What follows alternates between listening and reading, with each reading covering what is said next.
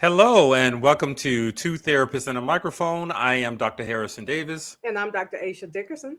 Two Therapists and a Microphone is a show about mental health, relationships, and social issues that personally affect you. We broadcast live every Thursday evening at 7:30 p.m. on the Our Black Media Network. Harrison and I are two licensed psychotherapists with decades of clinical experience, and we want to hear from you. We want to hear about the situations and dilemmas that you're going through. So please send us your questions by visiting www.twotherapist.com and click on Ask Two Therapists at the top of the page. Gotcha. So in the past, we've been answering some of the questions from We the had some good audience. ones the last Yeah, we, couple of we weeks, did. And, too. it's just a little update on one of them. Remember the one I did, I think a month ago about the young lady who hooked up with her ex-boyfriend at the homecoming game? Right. And then she And was pregnant and she so found I got out that they. another email Okay. from a guy who is claiming that he watched the show. He is the fiance. Really? Yes. Oh. Yes. I haven't responded because I didn't know what to do, but I'll see what I can do with that.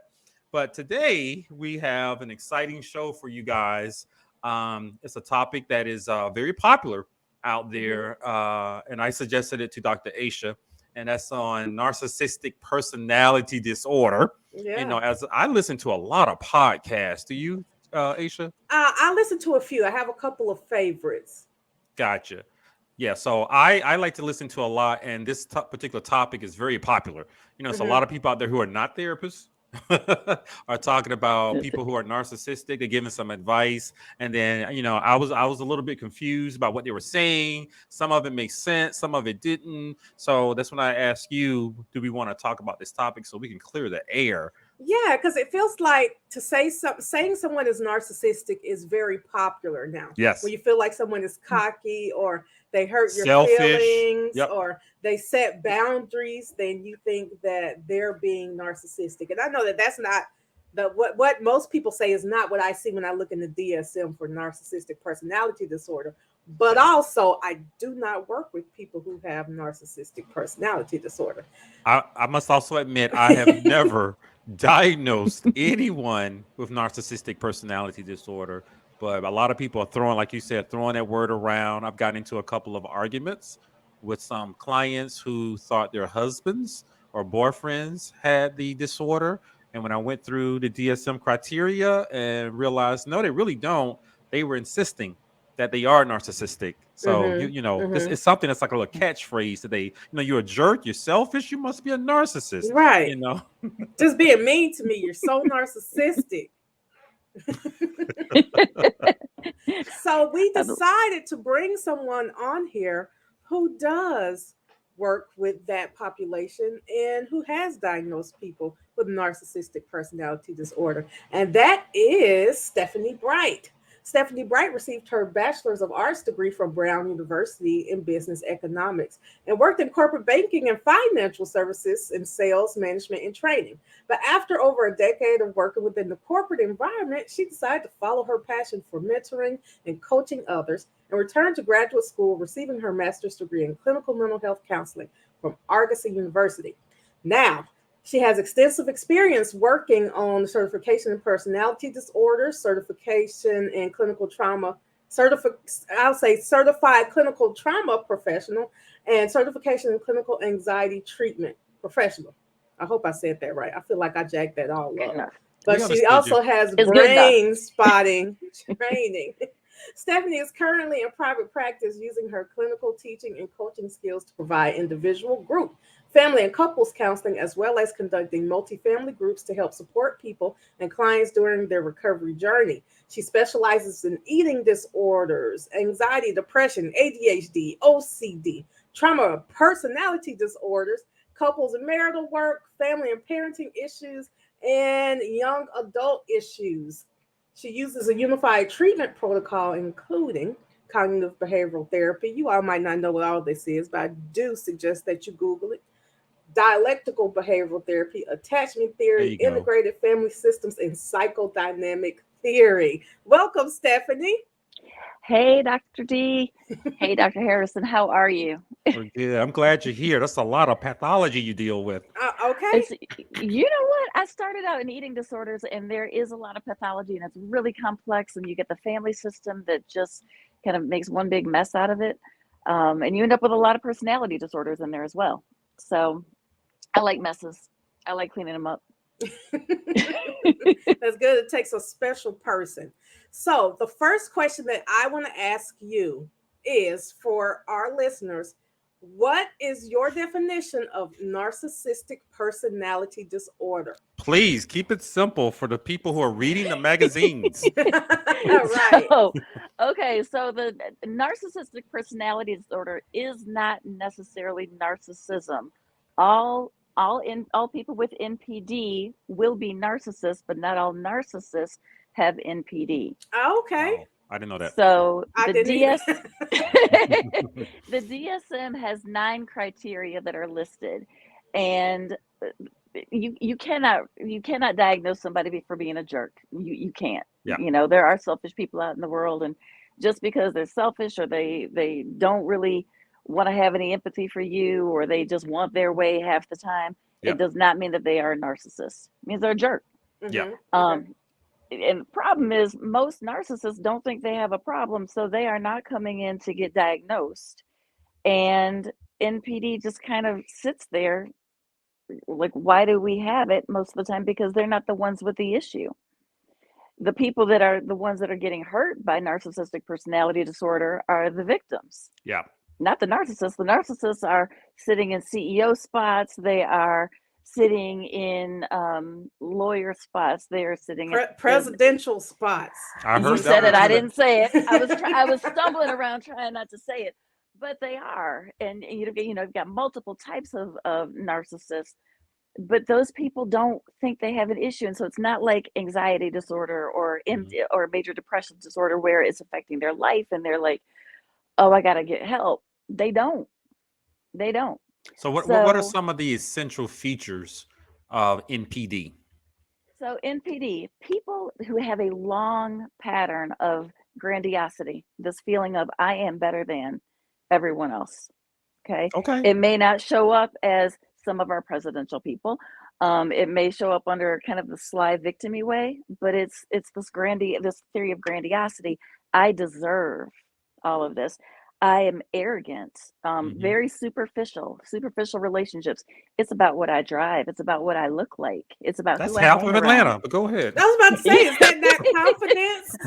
Oh, Can that be confidence? But go ahead, then we're going to talk about how it becomes pathological. exactly. And it starts from childhood. So I'll back up to that in a second.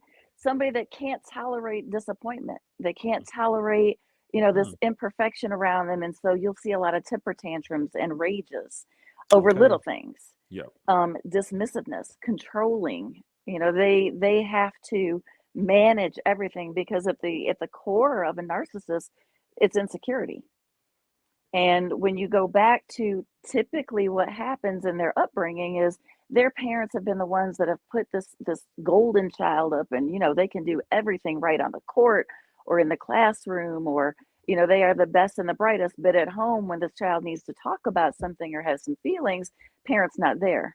So Mm, they are over sensitized to one thing and under sensitized to another, and their core doesn't get developed. So they don't know how to attach to people properly. They don't have that ability. So you'll find a lot of narcissists that are MPD with a disorder that are attaching themselves to people that they want to kind of suck those good qualities that they don't have. mm. Your empaths, your people that are really sensitive and kind and all that, they gravitate to them because they don't have that and they want it, until they realize they really can't ever get it, and they start finding things wrong with that person and then dismiss them, which is a whole other process. So my first question I want to find out. So what's the difference between a spoiled, self-centered adult Hmm. who throws adult temper tantrums? I don't think any of us like it. I don't think we're encouraging that. But what's the difference between that and having narcissistic personality disorder? Narcissistic personality disorder is when it is now affecting their life. They're losing their marriages, their jobs. They are now at a point where they're feeling like they need help. It just doesn't happen often, which is why I say you'll get 1 to 2% of the population that can be classified as MPD, Okay. because most of them are riding high. Life is good. They're killing it out there because as a society we reward the success, and we reward the selfies and the arrogance at this Hmm. point, because that's kind of where we've developed. So you've got a lot of narcissists, or people that have a lot of narcissistic characteristics, but they are not necessarily diagnosable, Yeah.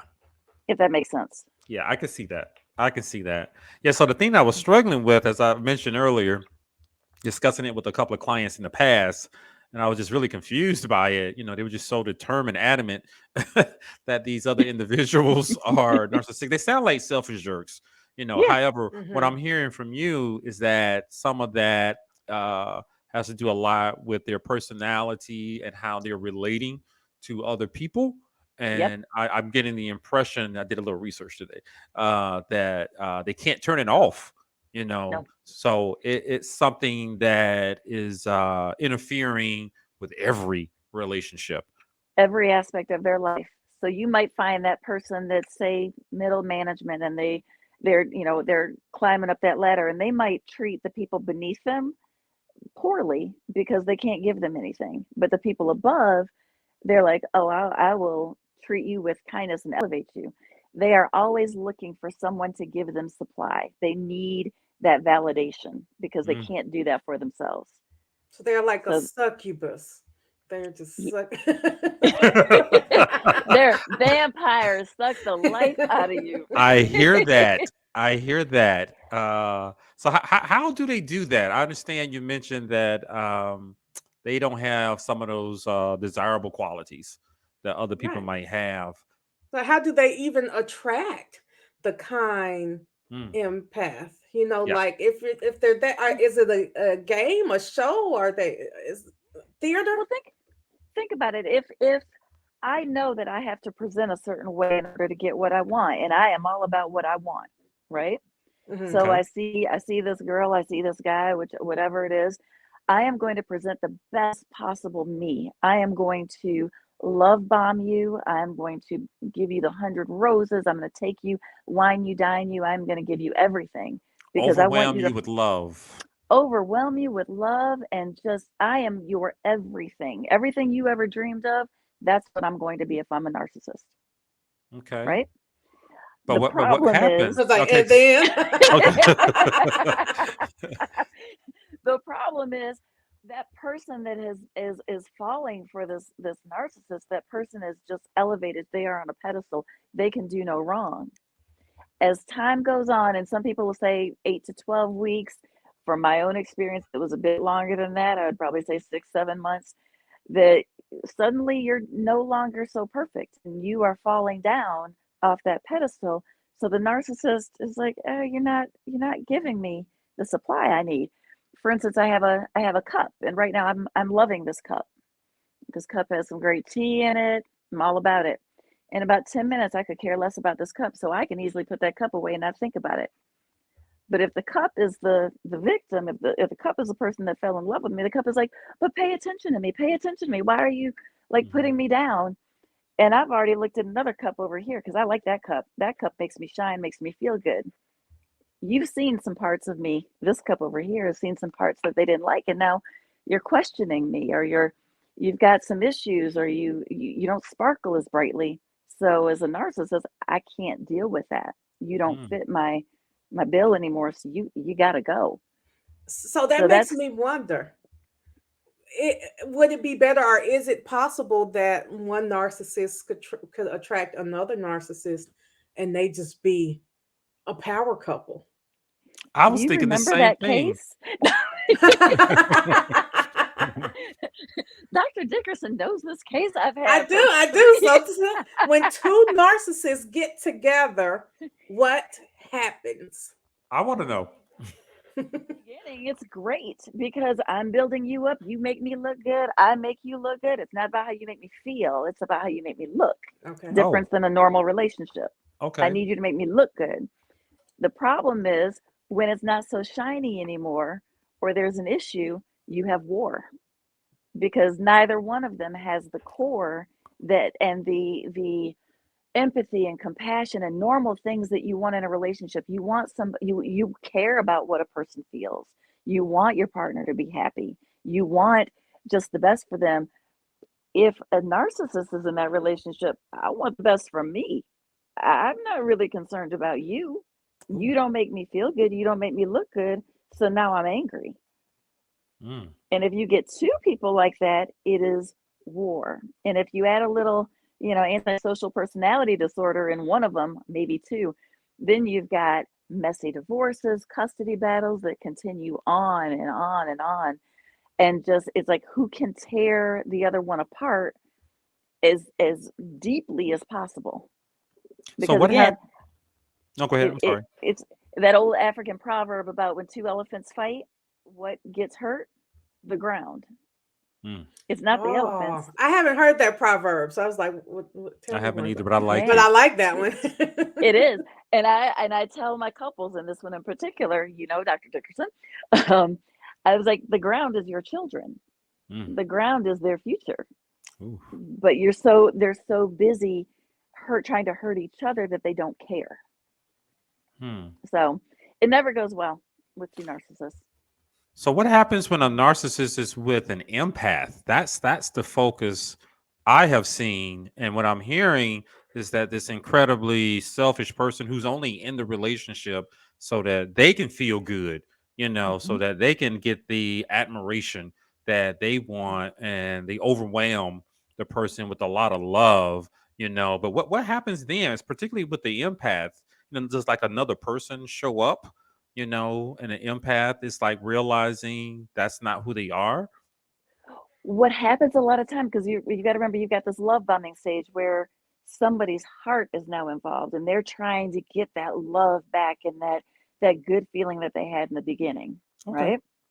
So the empath keeps trying to do the right thing. If I dress well enough, if I get the right job, if I'm thin enough, Oh, they if I blame give them themselves. yes, They feel like they because need to be better, which I bet some people would think is a strength. You make me want to be better. yes, and they get caught up in that, and then the devaluing narcissist on this side is like, no, well, you need to do this because they're controlling. So I want you to do this, and I want you to have that, and oh, you have a problem? No, that's not okay. I don't care that your parent just died or that you're sick and we've got a child that needs you. I got to go to work. I got to do what I got to do. I don't care. Hmm. And that empath is just sitting here trying to figure it out because it's confusing. It's, one moment you were on a pedestal and you were the best thing since sliced bread, and now you are getting treated like dirt. Yeah. And See. if you start to pull away, the narcissist doesn't like to be left. They don't like to be abandoned because again, you've got that insecurity, that core sense of self is not there. So what do they So do? you can't leave me. So I'm either going to rage or I'm going to hoover you. And hoovering goes back to, the vacuum cleaners with the Hoover vacuums, When you Yes. said hoovering, I was like a vacuum cleaner. Okay, so like a vacuum cleaner. Okay. So then they're like, oh wait, no, no, no, I can't have this person leave me because that's my supply. Even though I'm devaluing them, Yeah. they can't leave me. So now I do the sweet thing. I take them out on the great date. Let's go on a vacation. I do the nice thing. So then the empath or the victim is like, well, maybe see, I did this one thing and I got him to pay attention to me. So maybe if I keep doing that, he'll keep paying attention and we can have that love back. And Hmm. then as soon as the narcissist sees that, okay, I got him, you're hooked back in, back to devaluation stage. So the empath or the victim is always living in the state of confusion. Like, does he love me? Does he not love me? What do I do? I don't know how to make this right. I keep trying, and it must be me because Hmm. everybody else looks at this person like they're amazing. They're So you know why they're does the so empath stay there? Because it sounds like a lot of abuse. it sounds like though that it's their behavior is positively reinforced, maybe when the ding. vacation. We do. We Ah, enable the empath is enabling, true. And why do they stay? Because they're still, if their heart's involved, which typically is, they're Okay. looking for that good part, that good, love thing that happened in the beginning, but it's just not coming, or they'll get pieces of it and they're still trying to figure out, like, how do I do this? Because, typically narcissists are men, not always, I'm not in all. agreement with that, not but all. probably Not No, most. all. I have some women I too. just 95 want to So percent. add a footnote. listen, I I am clarifying, Dr. Harrison. I am. There are women too. I've had moms that are definitely narcissistic. Yeah. Um, but when you've got a woman's heart involved and they're trying, and we typically think it must be us. There's something wrong with us. I'm not good enough. You're folks that have come from a trauma background. I'm never good enough. I have to do more and more and more to earn because I don't feel worthy by myself. So it's great attraction. I'm trying to earn and he's devaluing. And then we get caught up in this cycle that is literally, as Dr. D said, sucking the life out of you. Hmm. But at a certain point, you see a lot of these women that don't feel like they can leave. They don't feel strong enough to leave.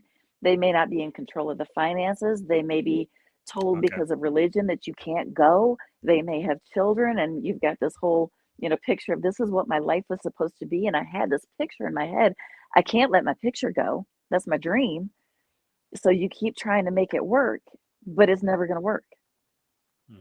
So my next question is, as a single woman, or any single women or men who want to avoid getting into a committed relationship with someone who is narcissistic, what are our red flags? Because I don't think, 100 dozen It's, roses would be a red flag to me. But now I'm thinking maybe it should be. If he buys me a Louis Vuitton bag, he might be Now, narcissistic. because I'm, But I'm they, I'm wondering, are it's, there any red flags if they're doing a lot of love bombing and overwhelming the person with love? I'm assuming a lot of people like that. Think about that though. If somebody is so zealous about giving you all this love so upfront and you don't know them and they're moving so fast, Oh, I I see. know I see. my The one expedited I relationships. yeah, because I gotta get you fast. If I don't get you fast, you're gonna see me. And if you see ah, me, that you makes might leave sense. me. You might catch on. You might catch on. So, I've got an example of one that married in 7 months, Oh, at home, gotta get him in, gotta lock it in. Because again, that's if you quick. take time, if you take time and you see how people's relationships are with other people, see how they interact with their family. Are they the golden boy? Are they the ones that are actually caring? Go through something difficult and see if that person shows up. See if that person can be there when times are tough. Or are you just, if you're not supplying the need, are they going off to somebody else? Hmm. So you got to look out for those red signs about how committed and loyal they are to you. Now, 7 months is mighty quick to Hmm. get married for anybody out there. But I was curious about that because it's a little strange, if the narcissist is getting what they want from the victim, the term you use, why would they mess it up? Why would they sabotage it? That's the part I'm confused about. You have this person who's going to give you everything that you want, and it looks like they don't question it. But then why would you devalue them? Because again, my cup doesn't look so pretty anymore. I now see flaws. I've had them on a pedestal and it was golden, but now I see them as a human and they're not perfect. So if you're not perfect, you don't belong in my world. That grandiosity comes into play. Oh, that's what I that is. deserve perfect, and you are now human, and I can do better. Also, they're really not gonna be happy with anyone. No, no, no, no, no. That's why you see them get married over and over and over again. Really? Is that a You, sign, getting married over and over and over again? Like maybe three marriages before three, age four. 38? Or Sounds like let's you see. Could know that be a somebody. sign? I think we might know some people, don't we, Dr. Yeah, I Dickinson? think so. I might know someone I too. think I might know supply. Yeah. It's and the funny thing about narcissists is they're always going to have their supply. So they're not going to leave the one that they have until they have something lined up. I Mm, see. They that sounds can't about be. right. Yeah, yeah, Yeah. yeah. Mine told my mother he could never be alone. And then I figured out, I was like, you really can't, because you go from relationship to relationship to relationship, and they cross over paths. And your narcissists are never loyal. So don't look for actual commitment, because again, Mm. when they start devaluing, they're like, well, where else can I get supply? Oh, I can get it at the strip club. I can get it from my assistant. I can get it I over was just about to here say because that my secretary, whatever little young Mhm. intern I have coming in, somebody I meet at exactly a lounge when I Hop in call myself somebody doing the DM. business. Mm-hmm. right. I've heard it So, all. yep. And there's just no capacity to actually have a good solid relationship with compassion and growth and want to So they grow can't together, all these. love. No, they love according to what they know is love, because again, remember where they come from. So love, when we think about love, like if I think about my kids, I Mhm, love my kids to the end of the moon and back. mhm. They can do things wrong, they do all the time. I got 3 girls, but there is nothing that will diminish my love for them. They Gotcha. It's are unconditional. is unconditional. But a narcissist is going to be like it, and it shows up with my children. You know, well, you're not going to the school I want you to go to. I'm going to cut you off. You didn't do what I wanted you to do. You have an opinion that's different than mine. You contradicted me. You criticized me. Mhm. I can't deal with you. And they do what? They go have children with somebody else, start the next family. Yeah, Uh, that it's is because so unhealthy. yeah, they're not supplying. If your child, even your children, are not supplying that validation you need, that you are amazing dad or an amazing mom, then you don't have a place for them. So Wow. you can't. It's sick, and it is sad. I'm trying to feel more compassion for my narcissist. I'm trying to dig deep, I but don't it think is that's really. necessary. But yeah. I mean, because they're living these lives that are so empty, and they don't have a sense of their own identity. They can't regulate themselves. They can't regulate emotions. They don't know how to connect and attach in a healthy way. Mm, And at a certain point, you get old. That game of running with the next young chick or the yeah. next this, it's going to fall short. Because it sounds like a miserable lifestyle, never being content in love or Exactly. never having a really healthy attachment with anyone who you can rely on and they can rely on you because you're all Exactly. looking and then destroying people, who are in your path. Completely. That's what it looks like. And you're destroying lives, you're destroying people's dreams, you're destroying your children. It's just like, I heard it as a locust that just comes through and just takes over everything, and then they move on, because again, that cup doesn't mean much. Wow. But a It's cup is a not serving person. me. That cup is a Who, person, or that cup who, is people. wow. Okay. Yeah. So, and you mentioned love again. It goes back to, it needs to love means I feel good in the moment. So when a narcissist says I love you, they do in that moment. They love how they feel. They love how you make them feel. They love this environment. They're on this great date. They're on But it's vacation. It's awesome. temporary. Yes. It is Mm, dependent on how you're making me feel, not the fact that I love you for who you are. It's for I love me in this situation. I love this experience, but I don't really love you. I just won't say that. And so your victim is like, "Oh, but they said they loved me. Oh, but gotcha. they yeah." But the Although, definition of love, that's one of those questions, ask early on. What does love actually mean to you? Tell me what it's been like when you've been in love. How long did that last? Ask the tough questions and see if you can get a glimpse into, how they dealt with long relationships. gotcha. Thank you, 'Cause it Stephanie. Mhm. you're So, welcome. we're about to run out of time. If someone is maybe in a relationship with a narcissist and they want to get out and need your help, tell us how they can get in contact with you. It's I am at Numa Counseling, So you can pull me up. My website is numacounseling@gmail or at .com. You can reach me at 470-209-4814. My office is actually at Park Air Consultants in East Cobb. So we are an umbrella under there with lots of different specialties in here. So that is All where I am right. Well, most of thank the you, time. Stephanie, for coming on the show. I know I learned a lot, and hoping that you take care of you too with all that pathology that you Right. see with some of your clients. I don't know if I can handle all of that, but today was a one. Kickboxing. I'll try that too. So today has been a wonderful show. Thank you, Stephanie, for joining us for Two Therapists and a Microphone. I am Dr. Harrison Davis. And I'm Dr. Aisha Dickerson. We'll see We you will see next you week. guys again next week. Take care.